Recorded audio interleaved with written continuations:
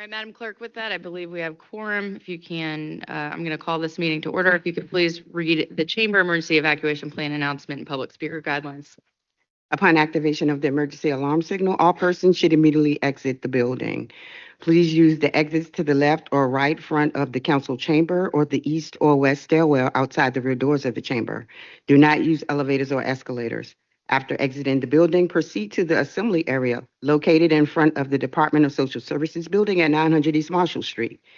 Citizens and employees should assist visually and hearing impaired visitors with exiting the building. Public speaker guidelines. Individuals wishing to speak during public hearings and the public comment period are generally allowed 3 minutes to speak. Persons appearing before the committee are not allowed to campaign for public office, promote private business ventures, use language of a personal nature which insults or demeans any person, including comments directed at public officials or staff members that are not related to their official duties, or address or question staff members directly. All questions are to be directed to the committee chair. Failure to adhere to these guidelines may result in speakers forfeiting any remaining time, and further disciplinary action is necessary, which could include barring from attendance at future meetings of the committee for a period of 6 months. Members of the public who registered in advance to speak virtually will be called at the appropriate time, either during the public comment period or during the public hearing for the legislation on which they sign up to address. And Madam Chair, all members are in attendance today, and you do have a quorum. Thank you, Madam Clerk. Committee members, we are going to make just one amendment to the agenda today to be a little bit more efficient with some of our folks who have come down for their time.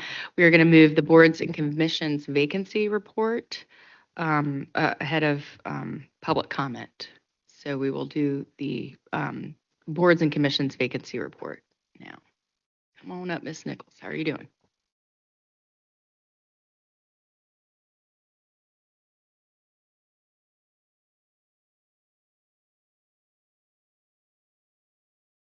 Good afternoon, Chair Lynch, Vice Chair Breton, Member Jones, Pamela Nichols, Council Management Analyst. So we have a couple of vacancies to review. These vacancies does capture current and projected vacancies through May of 2025. So we're going to start with the Advisory Board of Recreation and Parks, and we have a vacancy for a 5th District representative, and we have definitely received strong support, of course, from you, Chair Lynch, for Lisa Mishley.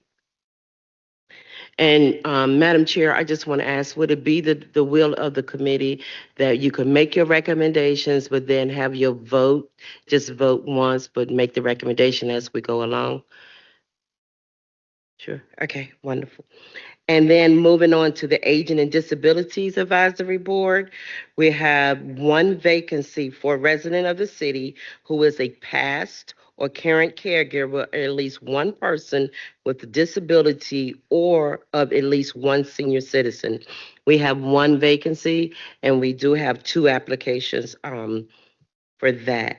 I would like to point out that Mr. Burke Mueller also submitted an application for the Social Services Board, and we have received recommendation for that. So if you all would like to consider that. So we will have Idle Mitchell and Max Burke Mueller.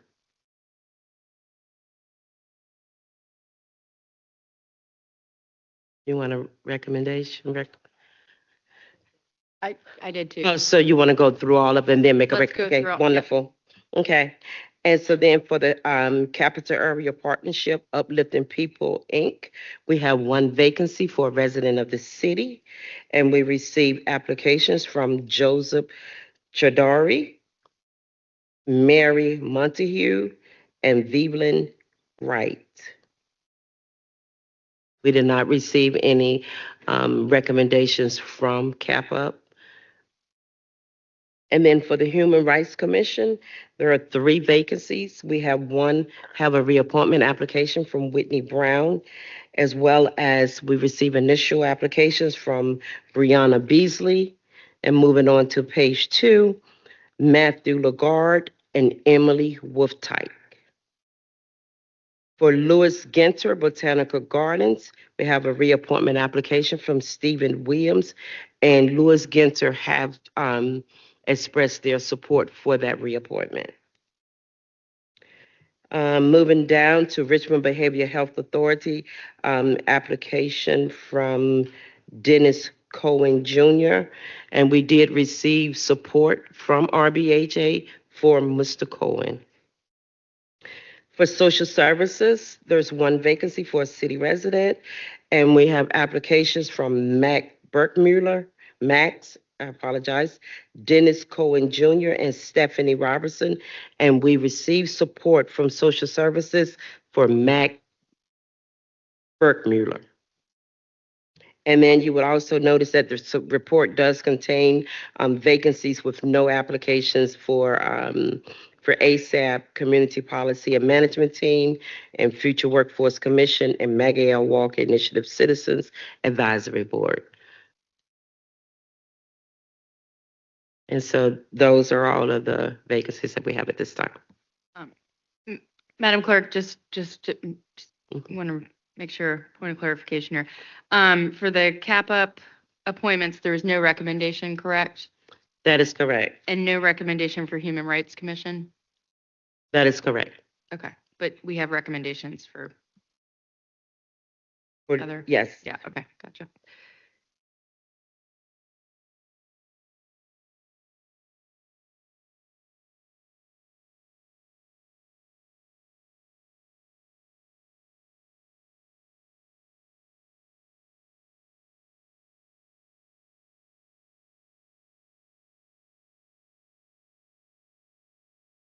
Okay, I'm gonna make a motion. You can debate. Motion to vote these in block. Lisa as the Parks and Rec appointment. Okay. Miss Ida Mitchell for the Aging and Disabilities Advisory Board. Mhm. Mary Montague, I am familiar with her, but if you all have another suggestion, I'm open to it. Okay. Human Rights Commission, there are 3 vacancies, so the reappointment of Whitney and then Brianna, Miss Beasley, and Miss Emily Wolf. Wolf Tyke? Yep, Mhm. as the third. Mr. Stephen Williams, Louis Ginter, that's a reappointment. RBHA's recommendation for Mr. Cohen, and then for DSS, we'll take the DSS board recommendation for Mr. Burkmuller. Committee members?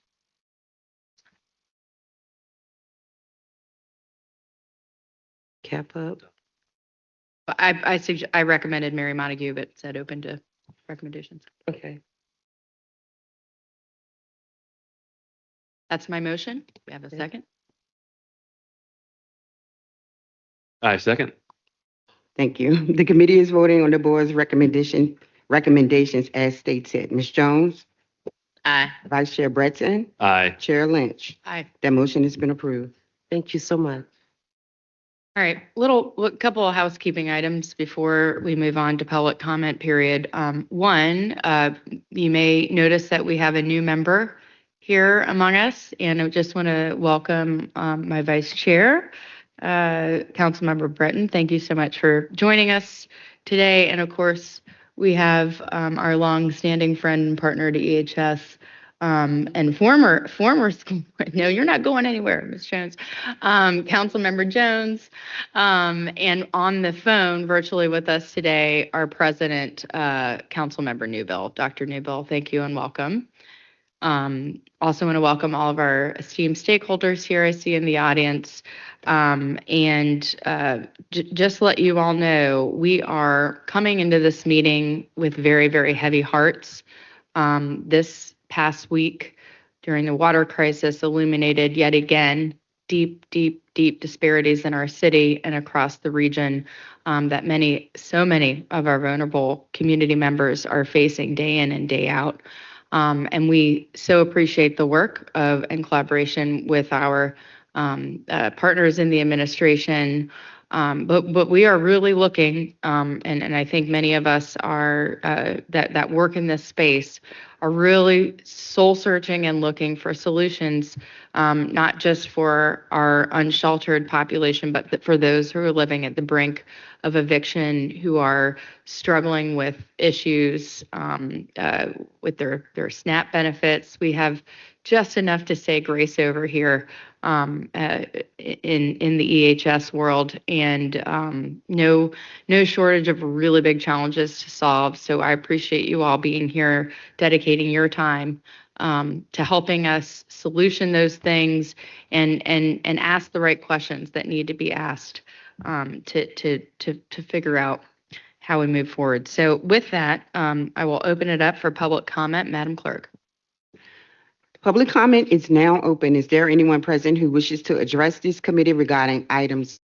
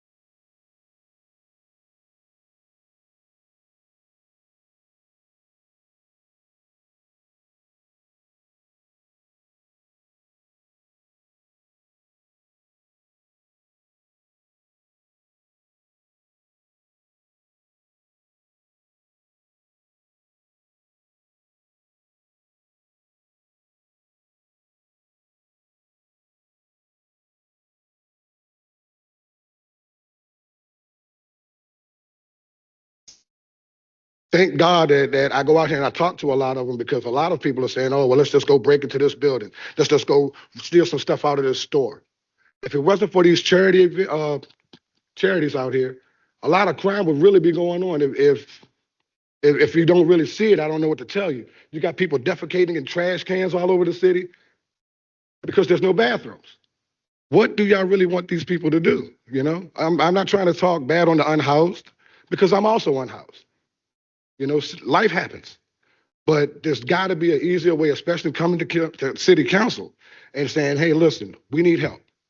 Miss Wilmore went out her way trying to open up a shelter out of her pocket, and now the shelters are closed. What I couldn't understand, and I still don't understand, is if it's 40 degrees or 41 You degrees. have 30 seconds. Yes, ma'am.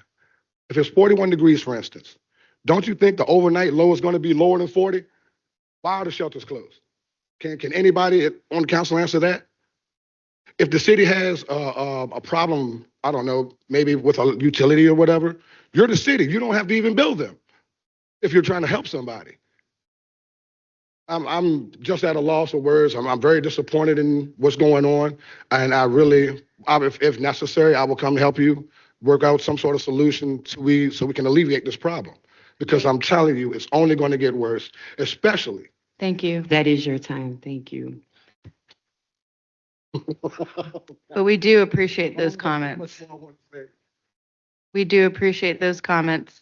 And as you all know, for new committee members, EHS testimony, we are talking about very, very heavy topics, and it is life or death. So unlike when we are in formal council chambers, we adopt a more informal two-way dialogue where we try to. So thank you, sir, for coming down. And I did not want to cut you off, and I do appreciate you for raising those issues because they're on all of our hearts. Good afternoon. If I could just briefly have everybody that's here for homeless, please stand. To the honorable members of Richmond City Council and city leadership, we stand before you today to address a matter of utmost urgency and moral responsibility. The critical state of homelessness in our city. Time and time again, we hear reports and assurances of progress in addressing this crisis. Yet for those of us who are actively working on the ground, the reality tells a different story. The data and narratives always provided of improvement do not translate to the streets, where countless numbers of people are forced to sleep in tents, garages, and every conceivable nook and cranny of Richmond. The winter, as temperatures plummet, the situation is not dire, but it is inhumane. The sight of men, women, and children braving the cold with no place to go should deeply unsettle us all. We continually are met with justifications from city leadership of lack of funding, lack of manpower, and bureaucratic hurdles. Yet we see funding consistently allocated for ridiculous projects like stripes down the street of Broad Street, roundabouts, and a $3 million shelter for pets. The construction is unbelievable. As leaders, you have the power to prioritize. You have the authority to allocate resources to what truly matters. Homelessness is not a problem that can be solved through reports and rhetoric. It demands immediate, decisive, and compassionate actions.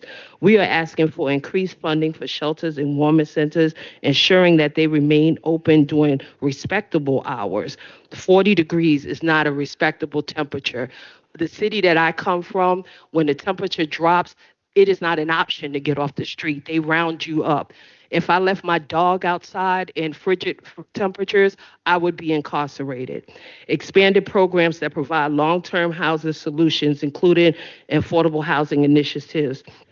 Partner and stop working in silos with grassroots organizations and advocates who are really doing the work on the ground so we can get this handled effectively.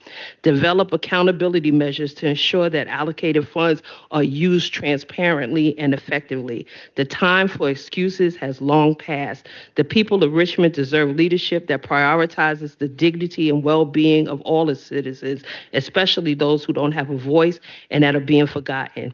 This is not just a homeless crisis, it's a humanity crisis, and it's a public health crisis.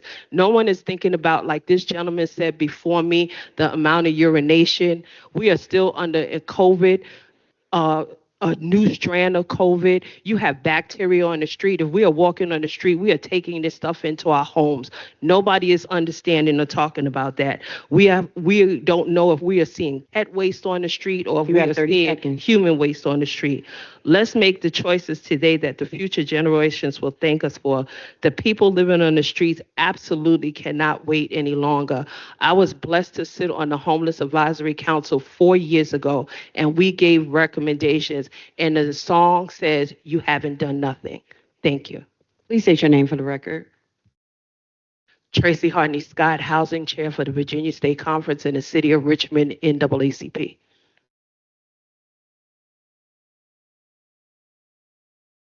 Madam Chair, other council members, welcome aboard, sir. Charles Willis, also an advocate for the state conference NAACP and Richmond Housing, NAACP also. Two issues I want to bring up that brings to my attention to those that are similar in this committee right here. I noted to myself, as you heard Ms. Tracy Scott mention, and often we have the opportunity to bring concerns to you all. Often we don't hear the conversations between you all. I'm hoping today that we would hear conversations between you all, because what it seems like is we come and we accuse council or we accuse administration, but that's because the grassroots folks do not hear the conversation. We're not privileged of some of the conversation that may go forward. So I would encourage this committee to take into consideration one of the things that Ms. Tracy Scott mentioned, and that is to allow the grassroots and advocates to sit at the table. Now, here's one of the things, and it might sound a little catchy, but I'm real serious about it. You're either at the table or you're on the menu. I don't want to get eaten up. I would like to be able to sit at the table. I know you have an excellent human service director. I know Miss Tracy DeSasia. We have worked together before. We're doing some things now. But I think an opportunity for the grassroots folks to sit at the table and not yell back and forth at each other, but to bring grassroots solutions would really, really help us. And we just don't often get a chance to do that. The other part is, and Madam Chair, I called you about it, and that's the EBT situation. You know that is very dear to my heart. I want to share with the other committee members, and those that are listening right now, is that there was a young lady out of Hillside Court that gave me a call as an advocate in the community and said that her whole $1,123 was taken. We identified it because we know in Richmond we have an excellent process that she can go and pull her record. She pulled it, she sent it to me and said, hey, it was stolen. The money was spent within a matter of 30 minutes in Philadelphia and New York. I understand that the Biden administration is doing something about it. I understand that the state may have done something about it, but I want to make sure that Richmond brings something and do something about it. And Councilwoman, you spoke to me about it. Thank you so much. But I'm hoping today that some discussion is made, because I see it on the agenda, that something is going to be done to help these families that have their EBT just ripped from them, stolen. You have 30 seconds. Quite often. So thank you so much. But again, I cannot express how much important it is to have the grassroots groups. And I'm not saying they're not, but again, in this particular moment in time, that we are able to sit at the table, because if not, we're going to be eating because we'll be on the menu.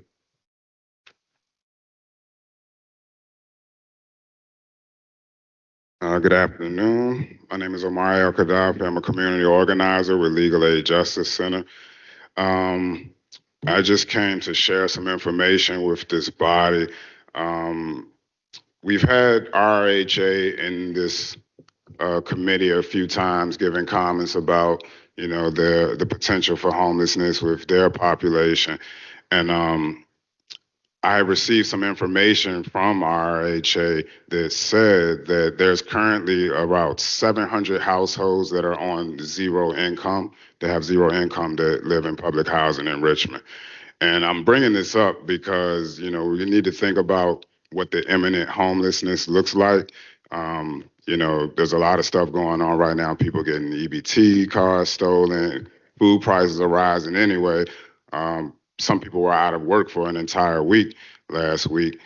And the head of RHA does not believe that RHA is the housing of last resort, although they have 700 households that are on zero income.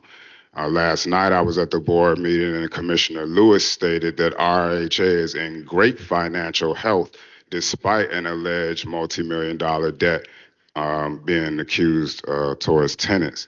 I've been at a lot of the meetings when RHA refers to the meetings that they've had with nonprofit direct service providers, and they've been very explicit saying that they cannot support the families if RHA proceeds with the evictions that they said last night that they plan to start 3 weeks after January 9th, which I guess would be at the end of this month.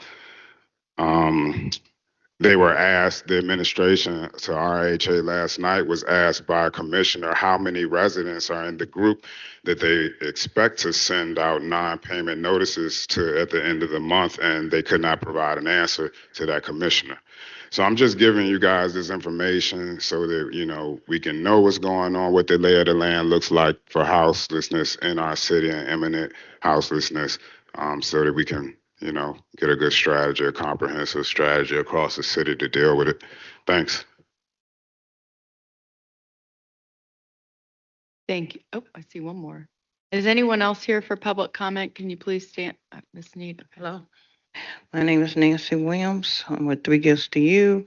I got a couple. First of all, I want to thank you for all you've done and that you're doing. My concerns are, number one, I knew of one person that died out there during the whole wave, and he was a veteran, and he was a double amputee in an electric wheelchair. And one thing I would like to say is that we might can do something better as far as letting the people know where they can charge their wheelchairs up in emergencies and stuff, because TPMI or Next Church by Pastor Fitzgerald, we're not there anymore. So now the people on the south side scattered all over the place. So we need a help, trying to get another place. But until then, we need some help. I would like to come with a solution. I'm thankful for the fact that you was able to open additional shelters, but the problem is a lot of times, even though you had it on TV, homeless people don't have TVs. Okay, so what I would like to see is that you have like an Amber Alert or something, because most people have phones. And if they don't, their friends have phones. So I would like to see that. So I'm trying to come with a solution this time. And and I had people that was calling me and saying, Miss Nancy, we got put out the shelter from things they did previously. But when we have these type of things going on, maybe we need to look at, okay, we're gonna try it again. And then if you act crazy, then we'll put you out. So that's one thing. And I just want you to be aware of the seniors that out here, the veterans that it is crazy out here. Seniors, veterans. So, I just like, if anybody can help me, I wish you would come to me and offer me some suggestions. That's what I do. I know you're getting ready to do it. And I just want to thank Diane Wilmore and Tiffany Ford and that group for helping me with people, some women with children. They did. But it's a whole lot more out here in these hotels. Hotels are not homes, okay? Thank you.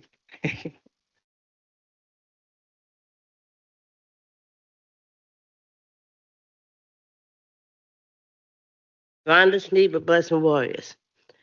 I'm going to cut to the chase because we speaking before they speak, because what they speak is not always the truth. Last meeting that we had, they talked about the advisory council.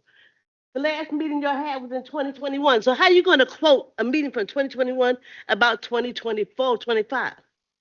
They haven't had a meeting in 3, 4 years. But they quoted that, but we couldn't speak on it because it was said after we spoke.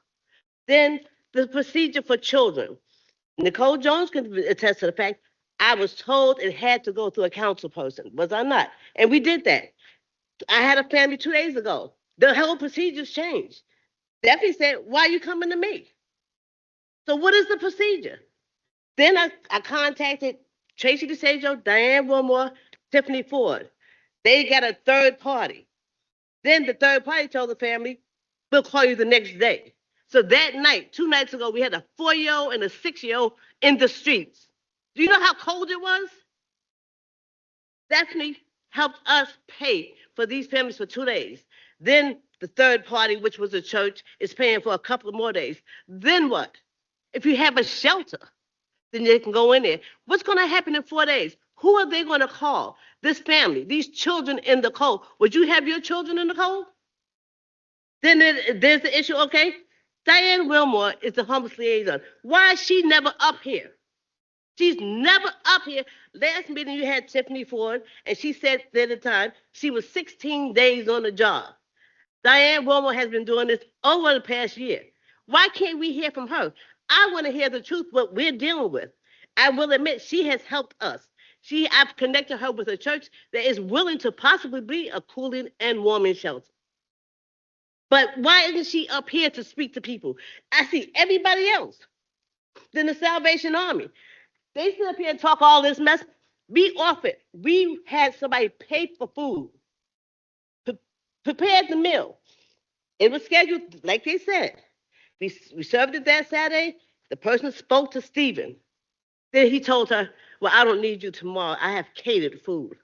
This woman told her, do you know how much money I spent on real food for a hot breakfast in the morning? Well, we had this previously scheduled. I went by there Sunday. They had a bag with the You have 30 a seconds. pastry, and a bottle of water. So what is the problem? I have offered our services. I offered to take food to the overflow shelter. They said no. So what I do is I still feed the guys we serve. They come out and get food from us. This is not a personal issue here, but they're making it personal. I had a man at 5 o'clock this morning, and I'll show you the text. His propane ran out. He felt he was going to freeze to death this morning. So I just spent $120 on 12 containers of propane. That Do is you know your what the time. night's gonna be like? I'm gonna call each one of y'all at 5 o'clock in the morning when they call me. Thank you, Ms. Sneed. Madam Clerk, do we have any other members for, oh, I see. Okay, and is there anyone else in chambers? If you're not standing up right now, we're going to close public comment unless Madam Clerk, is there anybody online? No, Madam Chair, nobody's online today. Sir, are you for public comment? Are you going to speak? Okay, okay. All right, one more. Thank you. Chairperson Lynch, Ms. Jones, Mr. Breton, and everyone here. Beth Van Turnbull, Executive Director of Housing Families First. And here because we operate a family shelter for 25 years and a number of community programs. And I'm of the opinion we need all of us who have spoken, from the people who feed and have helped feed and do evening supper at our shelter to the people who are paying. We pay almost $1 million a year to move families to permanent housing. It costs about $4,000 a pop to move people in the door. And we shelter people and they come to our door and my office is there on site. So I'm in the trenches with people. So I'm grateful for the city's partnership and everybody here that has partnered with us at Housing Families First over the years.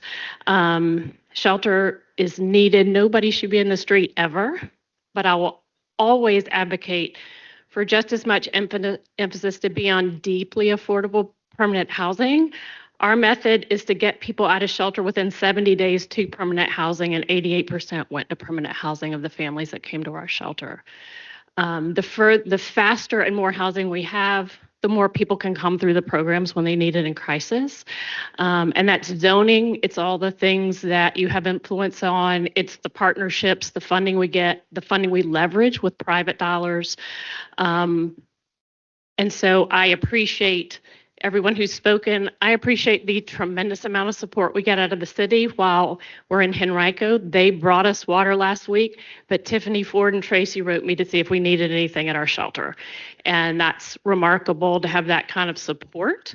And so I did want to speak on behalf of that and constantly remembering the permanent housing and the balance to have that ultimately housing ends homelessness. It's hard to build. It's hard to build deeply affordable housing, but Strong Towns has a lot of models and different things that are happening here. And so I appreciate your support and always want to advocate for both sides of the housing as well as the shelter. So thank you for your time. Thank you. Thank you so much. And I did, okay. Good afternoon. My name is Frances Marie Pugh. I am here as a resident of the city of Richmond and as the director of coordinated funding for Homeward. I would like to appreciate just everybody's time who has come out to speak on behalf of these issues that our city is facing. I would also like to really appreciate the work of the city and the administration and this council for continuing to invest in proven programs that are directly serving the people who are experiencing these crises. I would also like to emphasize that safe and affordable housing solves homelessness. Nobody stays on the streets if they have a choice to access safe and affordable permanent housing, and that is truly what ends homelessness. The programs that we are able to support, we as a city are able, and region truly are able to support through highly monitored and audited federal, state, and locally supported funding programs, are able to reach people with deeply affordable housing when there is no other option available. I would also like to thank the outreach teams and partners in the Greater Richmond Continuum of Care who are directly on the streets right now serving folks and are not able to come and speak on behalf of the work that they are doing. And I would, again, simply like to emphasize that the work that is being done in these highly monitored and audited programs does in fact work. They are proven. They serve people, thousands of people in our city and in our region. And that is how we are able to best support folks who are experiencing these crises. Thank you.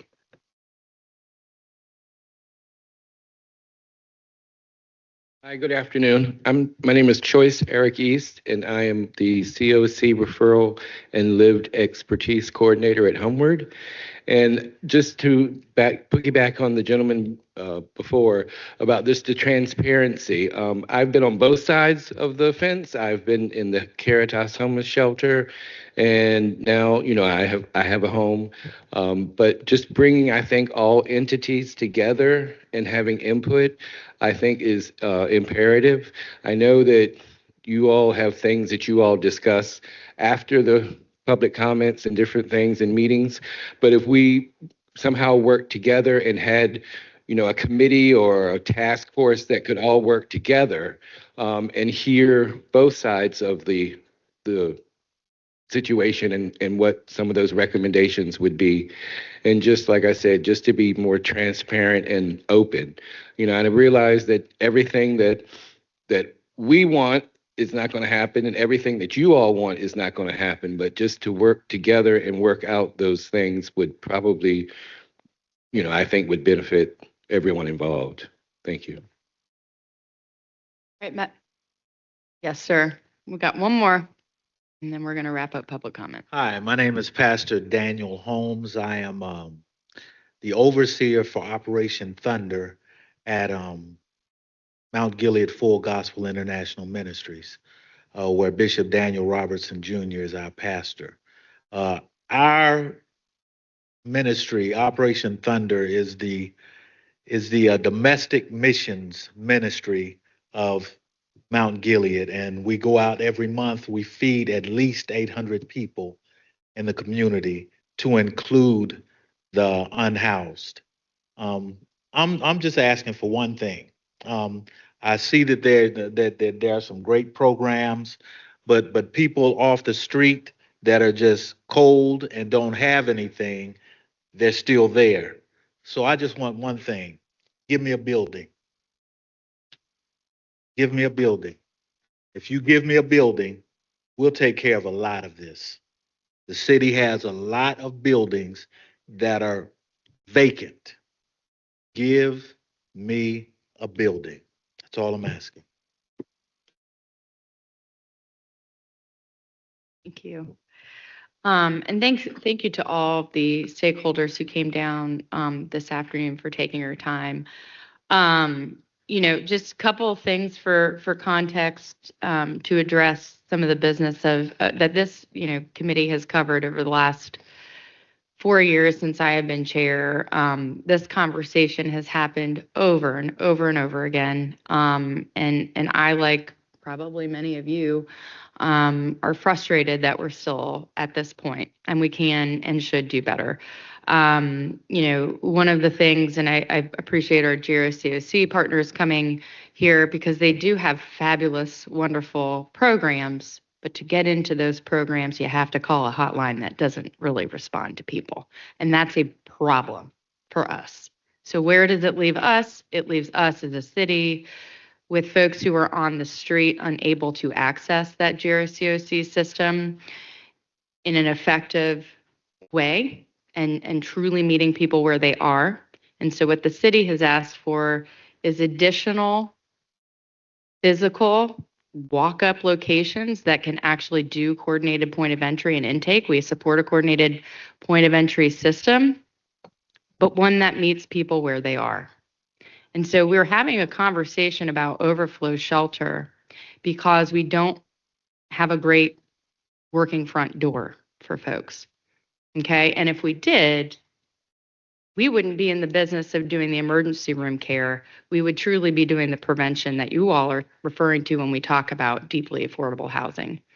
And oh, by the way, our deeply affordable housing goals have been historically underfunded. And to get there, we don't even have the type of action plan that we need or the partners that we need around the table to produce the inventory of housing at 30% of the AMI and below.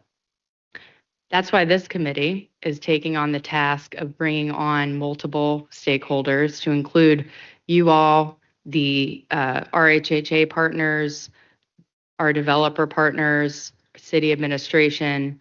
We talked about during our work planning session in the summer, bringing that group together and pulling the data to look at how many units do we have in the city limits that are at 30% of the AMI and below. Does anyone know that figure? Do we know it? If we don't know it, how do we even begin getting there?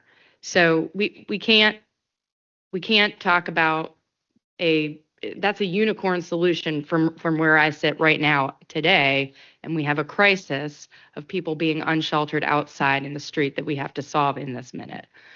So we have to simultaneously work on that long-term solution. We have to fix the front door. We have to fix the system that we have right now with the GRCOC. It has to improve. It has to.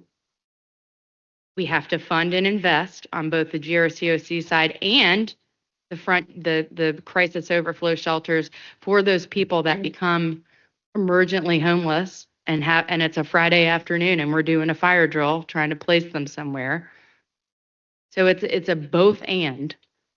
And right now we're like at a C- on these things. And and that benchmark is set by the fact that we have families, we have children in motels, sleeping in cars, and yes, Miss Sneed and others send them to us.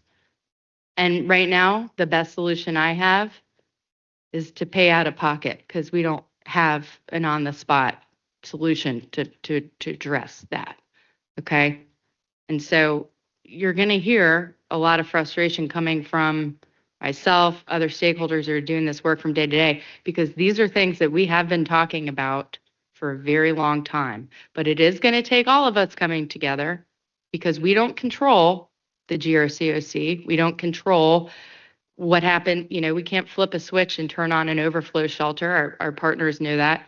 And trust me, we have those calls late in the evening, in the daytime, and I hear the pain in our deputy CA and our partners on the administration. They want to help, they do, and I know that if they could flip a switch, they would open up a building. It is not that simple.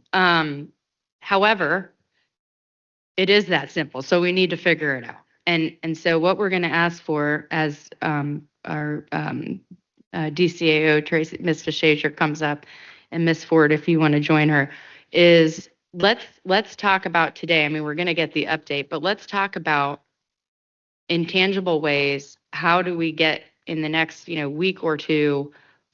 How do we get to yes on a physical site? Be it a partnership with a church, maybe we do have to, if the administration has recommendations on immediate, funding for emergency hoteling, whatever, because this cold weather is not, it's something that we have not experienced in about 4 years. So it is much more urgent than it has been in previous years to have this overflow shelter. The need has risen because of the temperatures. We have not had this need in the past. We've been very, very fortunate.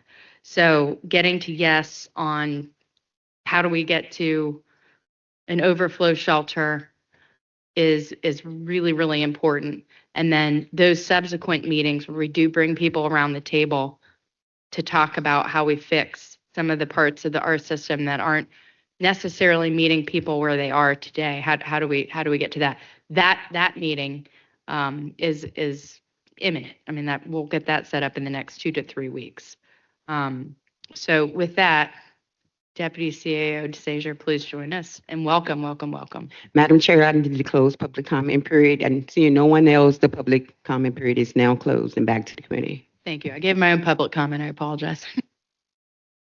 Absolutely. Good afternoon, Madam Chair. Mr. Vice Chair, welcome. Councilwoman Jones. Tracy DeShazer, Deputy Chief Administrative Officer for Human Services. I am going to call up 2 colleagues. Tiffany Ford is the Director of the Department of Neighborhood and Community Services. This is a newly formed department that was formed in this fiscal year 25. It also is the department that oversees our newly formed Office of Homeless Services that we've been talking about pretty extensively. And then I'm also going to invite up Steve Harms, who is a Senior Policy Advisor in the Office of the Chief Administrative Officer, to speak to their efforts. But first, I just want to start by saying that we wholeheartedly agree with absolutely everything that's been said today. We do. We recognize that we have residents outside. We are deeply connected to our residents experiencing homelessness. We're out doing the outreach, engaging with them, trying to do our best to connect them to the limited services that we have with the limited resources that we have. And so, number one, first and foremost, everyone who spoke, I want to say that we hear you, we see you, and we appreciate you continuing to what we feel is work with us to address this issue.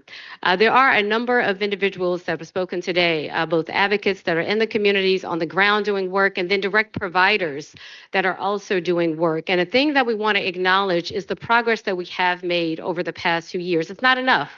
Right? I acknowledge that every single month I come before you. We have discussed this since I stepped into this role in July 2023. But I do also want to acknowledge the fact that of the 400 homeless beds, shelter beds that are available right now, the city of Richmond is responsible for 200 of those 400. So that should add context to just how serious we take this issue. We are grateful for the partnership of Henrico County and their investment of approximately $800,000. But that investment covers about 25% of the cost, with the city of Richmond then assuming the remaining 75% of that cost. For further context, to really understand this challenge, when there's someone sheltering outdoors, we don't turn them away or ask them, are you a resident of the city of Richmond, right? We simply say we are here to help. We don't ask what jurisdiction they may have resided in previously or how they even got to the city of Richmond. So that means that we here, City of Richmond staff, the administration, we are supporting everyone. Everyone. We're not turning anyone away in our shelters. And in fact, if you look at who sheltered with us last week in those overflow shelters, again, we were not turning away anyone.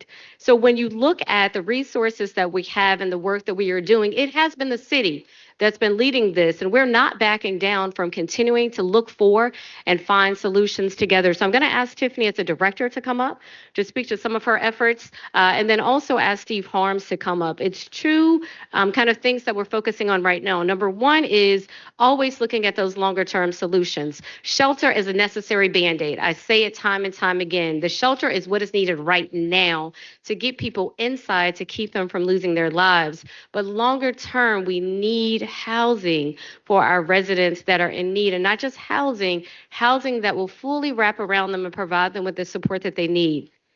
Last week, and Tiffany will speak to the efforts of our staff, many of which were benefits workers that had to return back to doing that work this week, but they did step in and step up to assist last week.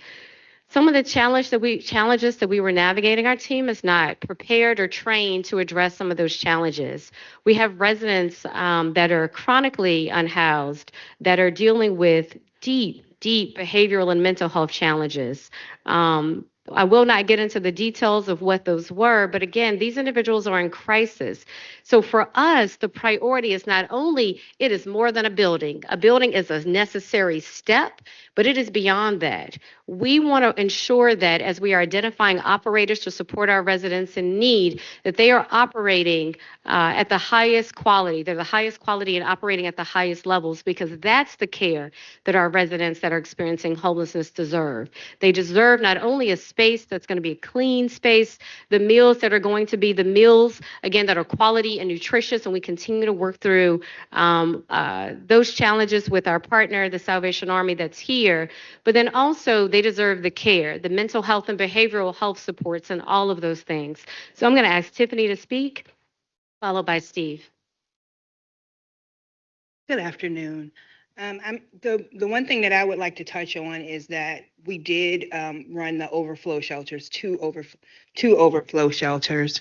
We served between 45 to 50 at the 900 East Marshall location, and we had capacity for 21 at the Southside location, and we had average of 10 folks there. Everyone received 3 meals a day. They received a cot.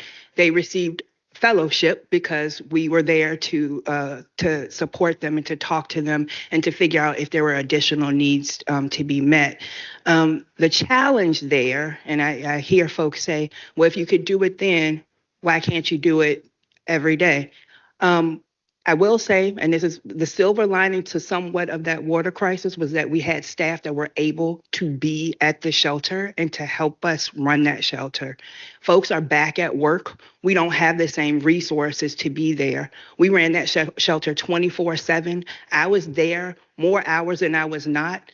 And it was hard. It was rewarding, but it was hard. And on top of that, I have 4 other offices outside of homeless services that I am responsible for. So the challenge, as DCAO DeShazer said, is finding the staff that are experienced and that can give the folks what they need. I would say that we were able to offer shelter and we were able to offer, like I said, fellowship. I would say that the folks that were there were not able to offer the experienced care that was needed for that particular population. And we want to make sure that when we're doing that, we're not just underselling the needs that they have. I would also say, I want to speak to Diane Wilmore. Diane Wilmore came off a vacation and immediately went to helping staff that the overflow shelter. She worked upwards of 14 hours a day until she got sick and then had to heal, and she's still healing. And that's why she's not here. She is online and listening in, but she was there. I mean, she came out of nowhere and just went for it, and I appreciate her service in that. And I also just want to make sure that I acknowledge the DSS employees who stepped up, as well as we had some community foundation volunteers and other folks that stepped up. But I will tell you, running a shelter with volunteers is not sustainable, not only for the organization, but just for the folks that need that help. And so that's where we are falling short.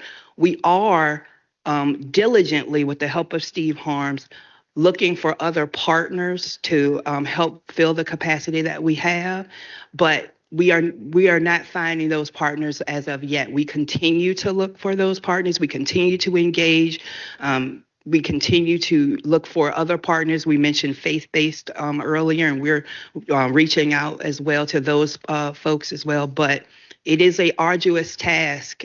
We are steady at it, but it is a very hard task. Appreciate that. So what I'm hearing from, yep, come on up, Steve. What I'm hearing from you is that the city, and this is the long time stance of the city, is that the city, it is not a best practice for the city to run a shelter. I agree with that as well.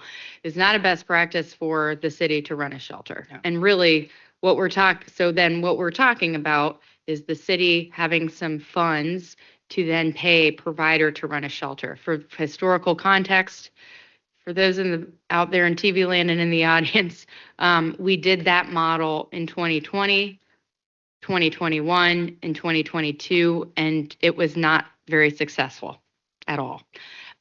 So what we need, in addition to, well, a couple things. One, Salvation Army, our existing contract, we've made a very heavy investment in partnership with Salvation Army. One, what's the likelihood, this might be a Salvation Army question, what's the likelihood of us being able to expand that existing contract and for them to potentially get a building? I hear some head shake, okay. But for our existing contract provider to build capacity, not just on their on-site location. And then 2, longstanding question of mine, why are we still playing the game on temperature and closing the shelter in the April 15th? We still have these arbitrary closure dates that I thought we had solved for when we implemented the contract, in that it was going to be a year-round walk-up shelter. There is a little bit of confusion, I think, on some of the stakeholders on my end when April 15th hit, and then we were in that weird, from April to November 15th, in that weird time period of, it's going to be closed, it's going to be open. I mean, we just need a permanent walk-up solution, right? So we'll start there, and then Steve, I want to get a better handle on who you've spoken with, what that process has been like, and what we can do to support that. Absolutely. Thank you so much, Madam Chair. Those are all really important questions, and so I want to make sure I address every single one of those questions.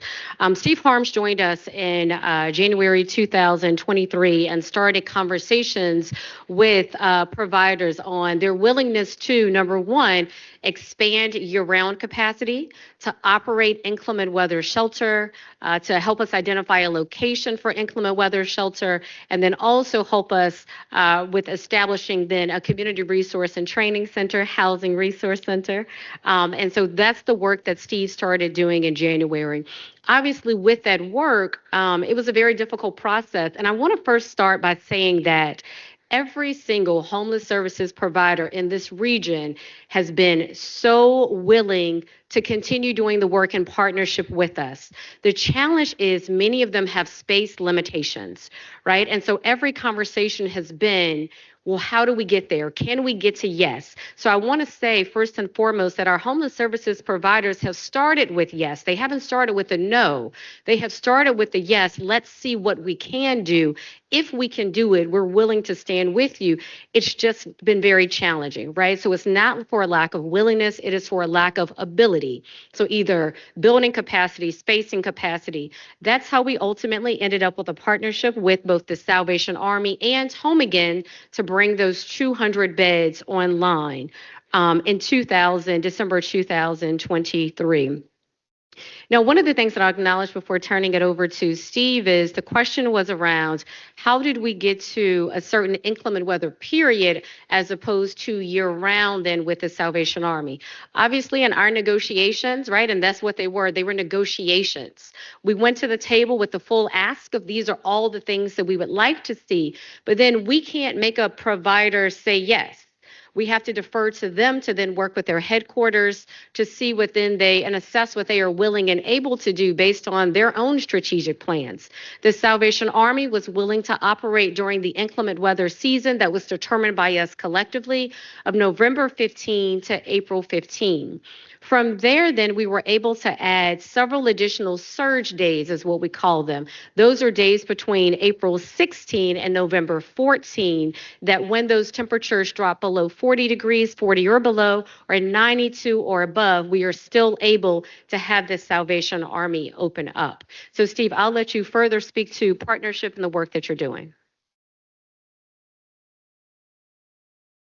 Madam Chair, members of the committee, I'm Steve Harms, Policy Advisor to the Chief Administrative Officer. I was brought on to do special projects, the first of which was to expand shelter capacity and bring stability to this system. Thanks to your support, we have moved in that direction in significant ways. We have added 100 beds of year-round shelter capacity. Now we have over 300 beds operating year-round throughout the city. And we have also a stable place for the inclement weather shelter, which we have not had in the past, and a stable provider of the 100 beds at the Salvation Army building. As you know, that shelter started as a 150-bed shelter last winter as an inclement weather shelter only, and we continue to have 150 beds at that building. However, 50 of those beds continue to run year-round, and the men staying in that shelter are not discharged every day, but the staff continue to work with them to try to find stable housing. That is the model that all our experienced shelter providers use. It is, how can we help people in crisis have a safe place to stay, give them the full array of services they need, look at what their barriers are to stable housing, and get them rehoused in more stable housing more rapidly. That is, you heard from Beth, but that is the model that all of them use. If we can get the full range of services around those individuals and get them stably housed within 2 months, 3 months, maybe max, then we can turn that bed over and we can serve another family. That is, from their perspective, a better model for serving the homeless population than having somebody come in for a night and go out for a night. Now, there is a place for inclement weather shelter, and that obviously is in severe weather, both winter and as we had some very hot days this past summer. Those beds truly are for we'll call it life-saving purposes, that they would open and be available only on those nights when certain temperature thresholds are reached, hot or cold. We changed that to make it a more stable model by saying that inclement weather shelter will stay open nonstop from mid-November to April 15th, and that on days where it does not get above 40 degrees on those days, that shelter will continue to operate and individuals will not be discharged at 8 in the morning and asked to come back at 5. So we have made considerable progress. We are not there yet. There are, as we all know, there are still people sleeping on the street, still people exposed. Thus, under these extreme conditions of this last week, including a water condition, we had this temporary solution. That is not sustainable, as Tiffany had said. So where do those efforts stand right now? I'm making the rounds of all those experienced providers again, asking the same questions that I asked the first time around. There's 3 key ingredients for making a shelter work. 1, you need a space. 2, you need experienced staff. And 3, you need money to support both of those. When I made the rounds the first time around, there was only one provider who had space available, and that was the Salvation Army. And so we have maxed out that building. As you know, though, we went beyond that, again, with the support of City Council, and we actually leased a building, the former Richmond Hostel. And we leased that building as a year-round family shelter and brought Home Again in to be the operator for that shelter. I'm making the rounds again, same issues. No provider has immediate space within their control to be able to expand physically what they have right now. So what we would need is to find locations with favorable zoning, and in some cases, as in the case of the hostel building, we had to come in to council and get your approval for a special use permit because it was close to another family shelter operated by Home Again. So zoning is a challenge. So we go looking for places that have by right. We have to find owners of those properties who are willing to lease to the city for this purpose. And then we have to find a provider who can staff up and get quality staff, sufficient quality staff, to provide those quality services that they are accustomed to giving and that they can ramp up their staffing at a level that they can do so effectively. For them, inclement weather shelter is not the best model for them to operate. One, where do you go for space that turns on and turns off? How do you find staff to work only a couple months out of the year? Steve, can I stop you? Why are we still talking about a couple months out of the year? So what we're trying to get to is a 12-month long, year-round walk-up shelter. During the winter months, when it's colder, we can maybe talk about flexing capacity because, you may not need 150 beds all year round. That might not be a great model. But when we're talking with providers, I mean, I come from a provider background. From a business perspective, doesn't make sense. It's really, you're right. It's really challenging to have, 3 months, 4 months of operating time, and you have no idea when you have to staff up because the city might say, okay, well, turn on the shelter, turn off the shelter. That's not a good predictable business model for our providers who are going to operate an inclement weather shelter to sign up for. So when we're talking with them, are we offering the 12-month year-round walk-up? Like what the goal that we've talked about? Are we saying we're going to commit to that, or are we saying who wants to come into this, willy-nilly, we might be open, we may not be open, type of model that we're running right now? I'm asking both questions. I'm asking, can you run a year-round shelter? Do you have capacity to expand either both physically and staff-wise to run a year-round shelter? And do you have capacity to surge in the wintertime? Now, to be clear, and we all know this, the demand exceeds the supply of beds. And so that's why, as you know, there's a regional system for prioritizing who goes there first. The contracts that we have with the current providers, Home Again, and with Salvation Army, and the model that are used by the other providers are all part of that regional network, and they go through this prioritization process on who gets in. I know there's concerns about that. We can address more of those concerns by expanding the number of year-round beds. Can we have a walk-up shelter that's year-round? Potentially, but that's not the model that providers are inclined, experienced providers are inclined to run. They are inclined to expand year-round, but they want to be able to provide those full range of services to individuals who have been prioritized, who have no other options, who don't have family or friends to stay with, who don't have financial resources to stay in other places. So they want to be able to continue to operate a prioritized system because all the beds will fill up. Steve, we don't have a prioritized system. And I'm going to stop us. I'm going to stop us right here because I'm going to, Councilmember Jones wants to say something. But when we have to be, I think we have to paint the picture of reality when we're talking about our GRCOC system, because if you are actually on the ground as a case manager, social worker, anybody of us that works with our homeless individuals experiencing homelessness, and you call into that the hotline, I can't tell you, and neither can the Homeward folks that run that call line, that for a high degree of confidence, we have a list, an intake process. I mean, we have an intake process, and we have this, we have HMIS, we have all that stuff, right? We have a coordinated point of entry. But is it actually working for people? And is it actually matriculating people from our overflow shelters, from our inclement weather shelters off the street? How are we prioritizing it? And how are those people who are calling in getting the services that they need reflexively to their need?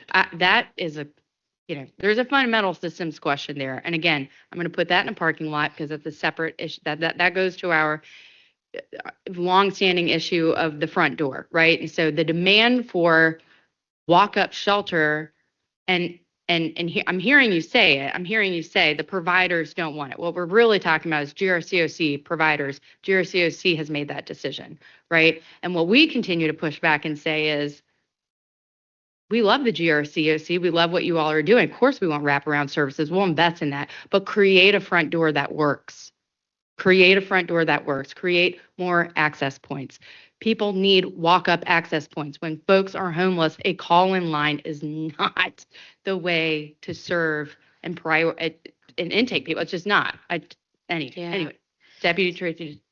Thank you so much. So, Madam Chair, I just want to speak to a couple of things that you said, especially since we still have so many members of the public, and I don't want them to get lost in all the different verbiage that we're using in the various terminology that we're using. So, again, coming back to the Greater Richmond Continuum of Care, and the reason we keep talking about them is that homeless services and coordinated entry is not managed by the City of Richmond.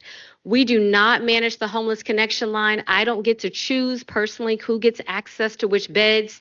No one that works for the City of Richmond gets to have a say in that. It is all coordinated through coordinated entry. Now, a couple of things I think it's really important for everyone to understand is that when we're talking about coordinated entry, that is the process, right? The system by which prioritization happens. So when individuals call that homeless connection line, there is a prioritization that happens that then determines who gets access to those various beds. Providers that do have the year-round shelter beds that they're operating, they work closely together. They report up to share how many beds they do have available, how many individuals were then transitioned out of the shelter. We don't have access to those reports, that information. That's not something that the City of Richmond manages. I do want to note that there are a couple of access points. So, of course, the Homeless Connection Line is the primary point. There's also the EmpowerNet hotline. That is a domestic violence hotline. However, that's access to DV shelters, right? And so again, I want to make sure that our neighbors that are joining us understand the differences in these access points of entry, excuse me. The third is then going to be through the outreach team. There is an outreach team that is made up of individuals or staff members from various organizations. The outreach team the regional outreach team is is led by the Daily Planet. And I know that we have Anita Bennett joining us as well from the Daily Planet. The Richmond Department of Social Services, our team is a part of that outreach team. So they actually go out and they are conducting outreach every day. They are out doing outreach both during the day as well as in the evenings, meeting and working with clients, both at the Community Resource and Training Center, as well as various places of worship. I think what's missing from the conversation here is really a higher level overview of when we talk about coordinated entry. I can only speak to what the city of Richmond is doing. Right. So I cannot speak on behalf of, I do have a seat on the COC, and I am learning as quickly as I can and bringing information back here to this body. But again, we don't manage that coordinated entry. We don't manage access, right? We don't manage that prioritization. But I will say that there are really talented, capable people that are doing that. I do want to ask them if they can come to speak to their efforts, because I will say that everything that they are trying to do, it's my understanding that it is evidence-based, that there is a system, policy, and process committee that actually governs the coordinated entry process. I know that coordinated entry focuses not only on access, it focuses on matching those individuals to ensure that the beds that they are getting are going to best support their needs. So again, I want to underscore that it's incredibly talented people doing this work. I do think that they are missing from the conversation. And my ask is that they would join us to speak to their efforts. Thank you.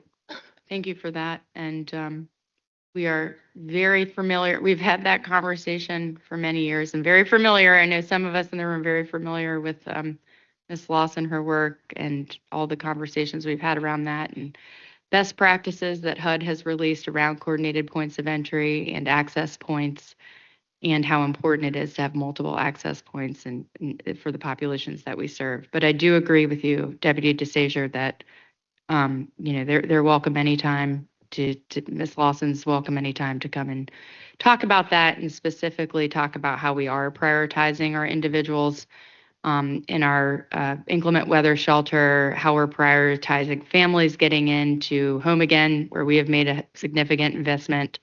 I know that's not really happening because that's not how when you do intake, that's not how they're set up. They're not set up to prioritize Richmond City residents when you call in, and that's the GRCOC, right? As Ms. DeSazier is alluding to. But happy to have them around the table, and hopefully we can use the opportunity when we all get together as stakeholders to have that informal discussion. Probably not best here, probably better to take it offline and have that discussion around the table. Councilmember Jones, I know you've been wanting to come in for a while, so welcome. Welcome. I don't have any questions. I just more so a statement and a comment. Thank you to everyone that has come out today to share, vent, show the frustrations that we all are experiencing. But we heard a lot of things today. I wrote a lot of things down. But I'll leave the COC to you because that is your thing. But I do think that from what I'm hearing, is that we also really need to maybe think about a different approach from our perspective as council, because we heard a lot about unhoused, unsheltered, homeless, mental illness. And so I'm wondering, what is the possibility of partnering with hospitals in some kind of way within that? Like, I just think that there is something more we can be doing, and we beating our heads up against the one thing. And if we have that and that is somewhat working, let's move to a new thing. And so all the things that folks that have been sharing, a lot of it is speaking to the mental wellness and the mental health. So we know that we need housing, but we also need to be able to address those mental health challenges.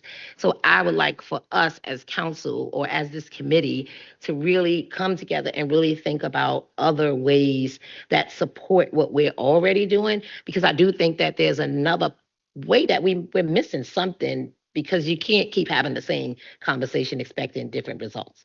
So I want to challenge us in terms of, is it a policy that we need to create? What methodologies that we can compare and contrast and get information to bring back to the community to really show us doing our work? Because we can talk about the city and what they're doing and their efforts until we blue in the face. And at the end of the day, it's let's move. And so I think we need to think about budget. We need to think about what we need to do, what monies, what it's going to cost, and then find some examples of things that are working. Because I'm spent right now. And I just want us to really Welcome to the last 4 years. yeah, but so that's my point. Yep. Are we gonna do this another 4 years, and then the 4 years that we waiting, we just building more and more? We got more people out here. We got all these folks in these hotels. We got everybody trying to do different ways, but like let's put as council. Let's figure our stuff out, because when it's all said and done, that is why everybody is coming, because they're like, hey, council, what are we doing? That's so right. I wanted to challenge us to come back to the community in partnership with the city, because it is a lot of things that are happening, that are working, that are good. But what else should we be doing, and what else should we be looking for? What monies should we be looking for? What policies that we can then, as council, really drive these initiatives in collaboration with the community and the advocates and the folks that are here on a daily basis. So I would like to see us do that. It's almost 5:00, and that's not to negate anybody's time. I think, we want to have these conversations, but we'll just keep spinning. Yep. And so I would love to see us work together and see what we can do to come back with something fresh. Listen to folks, hear what they're saying, get those solutions. Because if we are saying they're on the ground, then let's take that and translate into what we can bring forward. So just wanted to share that. Again, thank you everyone that has been here. Like DCO DeShazer said, we hear you. All of us are affected. We all are experiencing it in our districts very heavily. We have families, we have young people, we have, moms, single moms, and it is very heartbreaking, and it is a lot. And I think as a city, like, let's do something transformational. I actually did have a question, and I have a lot to learn, and there's a lot of people that are hearing like terminology and understanding these differences. So I was hoping for a little more clarity on the difference between a wraparound shelter with all these services versus a walk-up shelter, and whether these are mutually exclusive or not, and why it is that the need for one may or may not preclude the need for another, and whether it's possible that the desire for something better may be holding us back from getting more beds into the capacity. Yeah, thank you so much, Mr. Vice Chair. I'm so glad you asked that question. So the Greater Richmond Continuum of Care, those that are part of the network, if you will, of homeless services providers, I think it's about 38 different organizations that really provide a suite of, again, those wraparound services. So that means that when an individual enters a year-round shelter, first there's an assessment process that happens. They're assigned then a kind of dedicated case management support. And quite frankly, those staff members start working with that individual and or that family to really walk through all of the barriers that they're experiencing. So, okay, let's walk through how do we get here? And then what is the plan to actually get you out of this and actually stable? And so those different partner organizations, again, I believe it's 38 of those organizations, each providing different services and resources. It includes housing navigation, right? So what's most important in this, right, or one of the most important pieces is actually getting you the housing that you need. It includes then ensuring that your children are taken care of, right? If you are a family that's unsheltered and that your children are able to get on track in school. It includes ensuring that if you need workforce support, right? So if you lost your job or you just need some additional support with certain skills, then you're able to get that support also. So when we say wrap around behavioral health, mental health, it is completely wrapping around, again, that individual and or family. And that's year round. Walk up or inclement weather shelter, you don't have that opportunity to do all of those things. It looks very, very different. My team will be following up with you to do exactly what we did with Councilwoman Jones when she joined this committee, and that was what we call a day in the life of human services, where we took the council member to the city-supported shelters to actually see that operation, and we'll certainly reach out to do that deeper dive. But inclement weather is far more transient.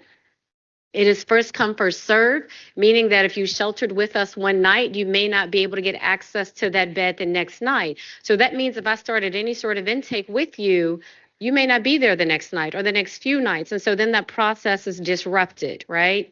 The other challenge with it is that there is a lot of are chronically unhoused that tend to shelter in inclement weather shelter. These are oftentimes individuals that will not come indoors until the conditions are the worst. We do have a lot of people for various reasons that do not like congregate settings, right? It's a very difficult thing to be in a shelter. You don't get a lot of rest, quite frankly, when you're in that congregate setting. There are disruptions. There are medical emergencies that happen. And remember, this is the lowest barrier, meaning that we are not judging you or stopping you at the door if you are coming in under the influences of various substances. We are just here to serve you and welcome you. But that means that if you are coming in, that may then be disruptive to other guests. Our staff, our team has had to administer Narcan. We've had overdoses, right? And these, again, are things that do happen in shelters. Sometimes there are other behavioral health episodes that individuals experience. And so if someone is having, we're going to say, an episode, then again, imagine what that looks like in a big open space with other individuals. And so inclement weather looks very different. Whereas year round, we've been able to do that assessment. We know you're going to be there. Again, every single day, you have that dedicated room, that dedicated space. And so we can take care of you far better. Now, one of the things I will note is that our Community Resource and Training Center, operated by our Office of Homeless Services, they're co-located with the inclement weather shelter. And so we actually established their hours of operation so that as the shelter doors close, those individuals can come right around. We have a partnership with Richmond Behavioral Health Authority, RBHA, where the city of Richmond is directly funding 2 personnel, a full-time behavioral health clinician, as well as a case manager to support individuals. But it looks very different. I will defer to my colleague Steve Harms to capture anything I may have missed, again, as far as the differences between year-round and inclement weather. Again, we can give you a full briefing, take you out and see it, but as Tracy hit the highlights. Yeah.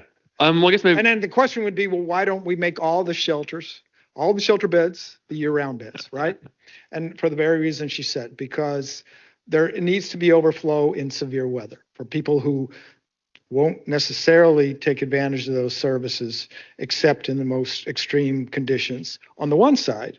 But then on the provider side, there's just not the capacity right now to build enough shelter beds for everyone who needs it to be able to provide a full range of services. We've got to ramp that up. It's a work in progress. We were at 300 beds for the system. We're now over at 400 beds. So we're making progress and there's more to go. But I believe that there will always be a need for some surge capacity in severe weather and finding that balance. That's why when our contract with Salvation Army said, let's move more, let's take 150 of those beds and make 50 of them year round, but we'll leave 100 there for those surge conditions. Obviously, there's going to be surge conditions that require more than that, and that's, to Council Member Lynch, that's what we're working on now. But that's kind of the distinction. You want to have as many year-round full-service beds as possible, but you also have to have some surge capacity during severe weather, and that's what we're struggling to get. We're making progress, but we got ways to go. Thank you. Thank you so much. All right, Ms. Ford, do you have something to add? Yeah, and before I leave you, I would like to just acknowledge earlier you said, Councilwoman Jones, that we got to keep moving. We got to, and we are doing that. We are engaging our faith communities to see if they will partner, if they will partner with us to offer solutions such as sponsoring families or offering space in their churches.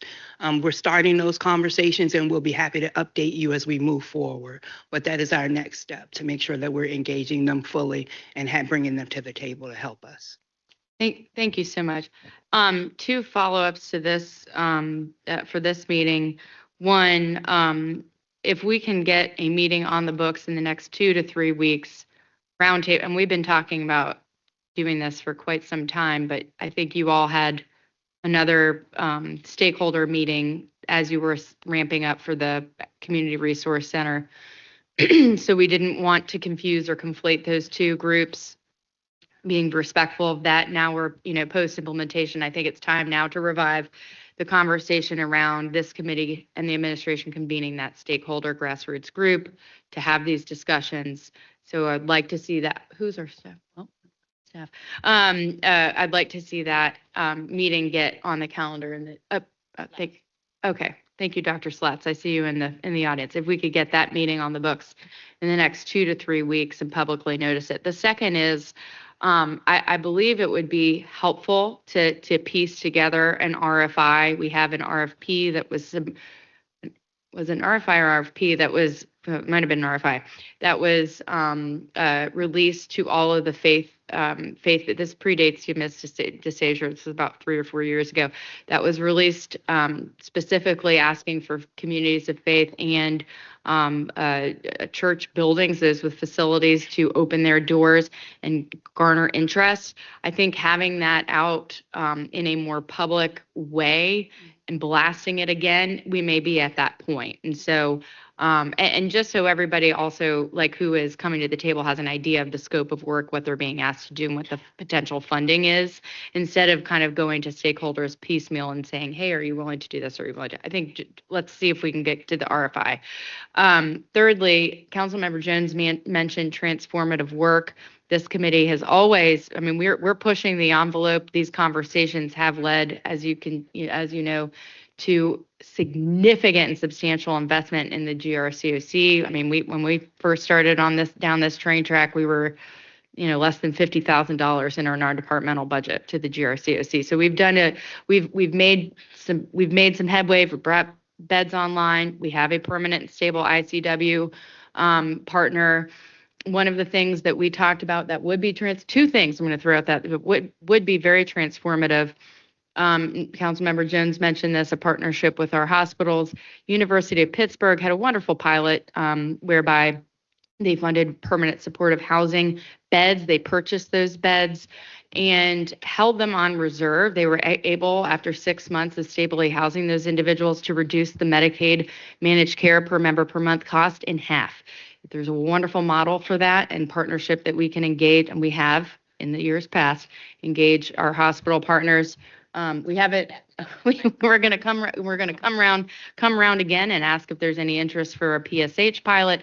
Additionally, one of the things that the second transformative item that this committee has reviewed and gotten presentation on was the idea of doing a local choice subsidy voucher. That's it's similar to a housing choice voucher, but none of the red tape and strings attached that HUD requires of the housing choice voucher. Local house choice subsidies are in place in several localities in Northern Virginia. Pathway Homes came 4 years ago and gave us a presentation to implement that. I've carried a budget amendment every year since I've been on council to implement that. I would like to see that presentation get revived. Maybe we refresh it. That's a transformative thing that we could do, because those vouchers will pay. That's rapid rehousing. I mean, that's a rapid rehousing model. So in any case, let's put that on the agenda for committee members. Good with that, putting that on the agenda. With that, we're going to do the subject deserves a lot more time than we have time for now, but the SNAP EBT crisis that we're experiencing is still very real. We are, I'm hearing reports that we have, over 151 cases, I believe, at this moment. So if Deputy DCAO DeSager, if you can illuminate for us where we are in that crisis, and then we have, as a committee and quietly offline with our administration partners asked, what can we do to supplant the fraud funding that was lost when when Congress did not pass those federal fraud protections?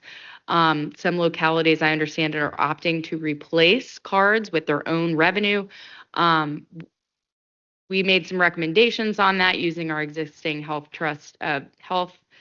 equity trust fund, as well as some of funding from our family crisis funding.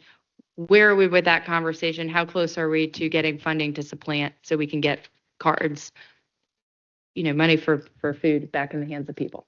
So thank you, Madam Chair. So just wanted to first kind of frame the challenge that we're experiencing, again, recognizing that we have a number of guests here in council chambers to ensure that everyone understands what it is we're discussing. So we are, and when I say we, this is not unique to the city of Richmond. This is not unique to Central Virginia, to this region. This is not unique to the Commonwealth of Virginia. This is something that we are seeing across the nation.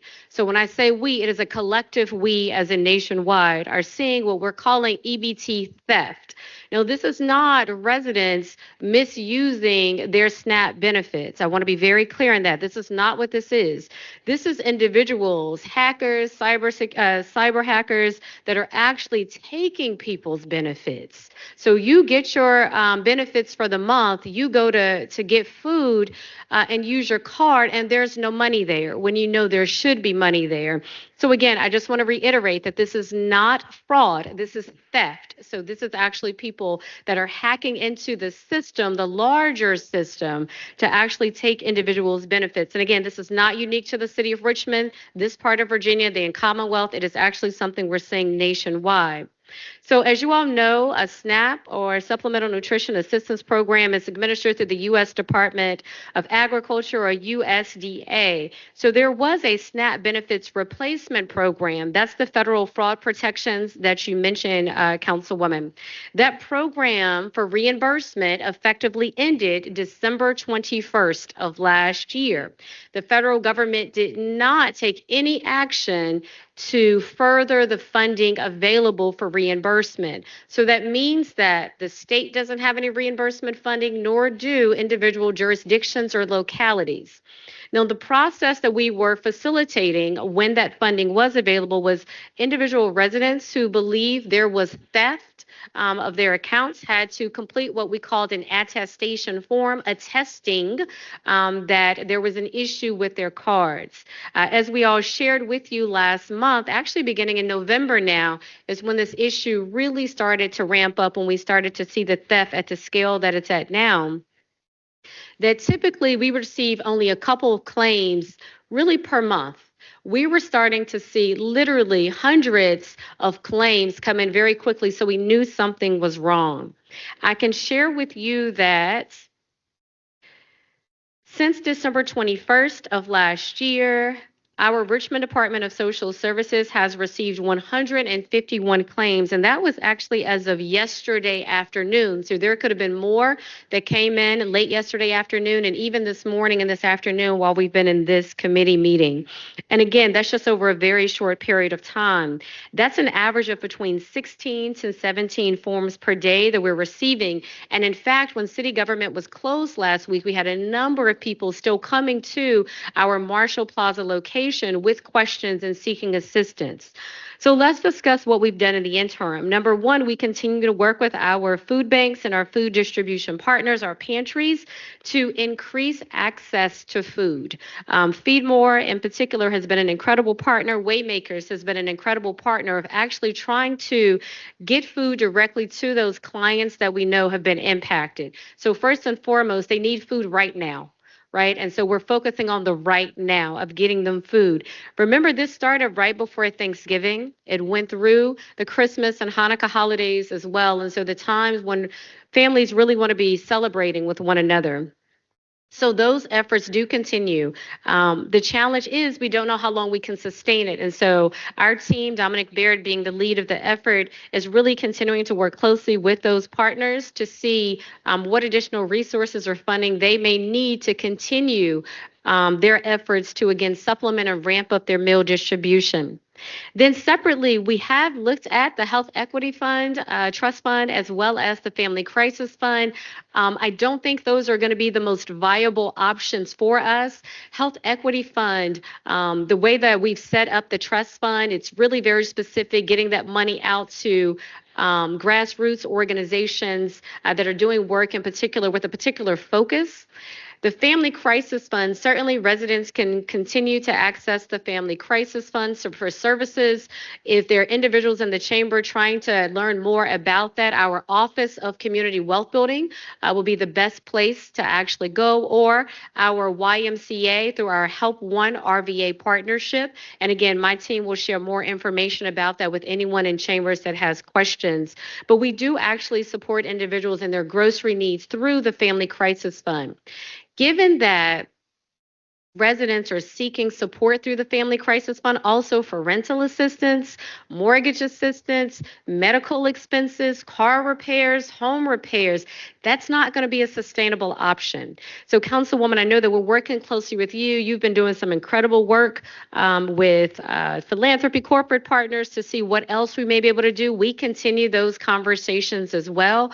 But as of right now, there is no dedicated fund. So we continue to support those individuals losing those benefits because of theft. Again, it's being taken from them on an individual basis. Thank you so much. And we do appreciate the partnership and the duress that our residents are under, the eligibility workers are under, in turn, trying to help them. One of the questions that I know we've had in this committee, and I haven't gotten clarity on this either, is obviously we want to stop the behavior. And in order to stop the behavior, we have to prosecute and we have to go after the folks that are doing this.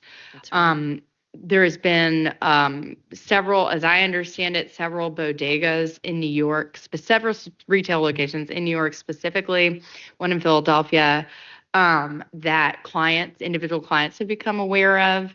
One recipient actually said she called the store and said, "Do you know that this is happening at your location?" So clearly there's an ability for folks to trace that trail. I was able to catch up with our Commonwealth's attorney, Colette McKeechin, and she's looking into the issue as well. Do we know that we're working hand in hand to bring these folks to justice? Because that's really the important thing, is to stop this behavior, because we have seen this ramp up. So, I'd reckon a bet it's probably one or two people, bad actors, doing this, maybe a handful of people doing this, as we've seen this huge increase. Absolutely. I'm going to say there has to be a trend, right? Because there was a spike. Again, we were only getting a few attestation forms on a monthly basis. And typically our team was investigating those very quickly, making the determination as to whether or not it was theft. And then they were able to then reimburse them. So one of the things that, and then we saw that, it was truly a spike. And all of a sudden we have all these residents reaching out going, okay, there are no more benefits on my card. So the first thing that we did was reached out to the state. So the Virginia Department of Social Services, and they were also getting calls. So somehow this has been organized. We're asking residents and victims of this theft to report the theft also to the police, right? Because that's how we're going to get to actually identifying the trends and then ultimately prosecuting the individuals that are doing this. But just to speak to the magnitude, again, we had people showing up last week. And so we were just, again, working with our partners like Feedmore, for example, during the water outage, the crisis last week. Feedmore actually brought us, we were able to pick up, 10 pallets of food. So the 11 sites we were distributing at last week, we were able to have food at 10 of those 11 sites. And it went incredibly fast. Having done a lot of the distribution, including organizing the effort, I can tell you the people are in need. I know you said it's a nationwide problem, and I'm sure EBT theft is a nationwide problem. Is the spike a nationwide spike, or is that also, or is it a Richmond, or if it's specific to Richmond? And it might suggest, was there a hack of a specific city system that got a bunch of pins or something, or and are there things? And so the security prevention side. That's right. What do we know about what makes somebody vulnerable to this, and what are we doing to reduce that? Absolutely. So to answer the question, it is not unique to the city of Richmond. So this is something that we're seeing happen again across the region, across the state, across the nation. So it's not something that's Richmond specific. So it's not actually administered through a city technology or platform. So EBT, this is actually a federal system. So all the systems are federal and state systems. So it's not something that we would have control over, and it's not something that falls under our purview. Our Richmond Department of Social Services is simply on the other side of serving the clients, assisting them in applying for the benefits, and then working through the process to assess whether it was theft, and then again submitting that claim then up to the state and ultimately the federal government for reimbursement. But it is not a city system and something that we can control, which makes it that much more challenging to address. Okay, well, thank you so much for the update. We will continue to reach into the community with our partners to identify funding streams. There shouldn't be a world where, folks with multiple young children and their families are going to the DSS office and having no solution in that moment to feed their kids. That is just horrific. This is a horrific crime that people are committing. So we will stay on it. And hopefully during our next committee meeting, Dr. Slatz, if you can note this for us, we would like to hear from Mrs. McKeechen's office as to any insights. I know they cannot and will not share details of an investigation, but just general insights on their part on the prosecution process and what they're hearing from other jurisdictions and their federal partners. So in any case, with that, we'll do approval of the, Mr. Brenton, you look like you have something to say. Okay. With that, we will do approval of the minutes. RJ, how do we have no minutes? Madam Chair, we don't have any minutes for this meeting. Oh, okay. All right. Well, in that case, this committee stands adjourned. Thank you all so much for joining us today.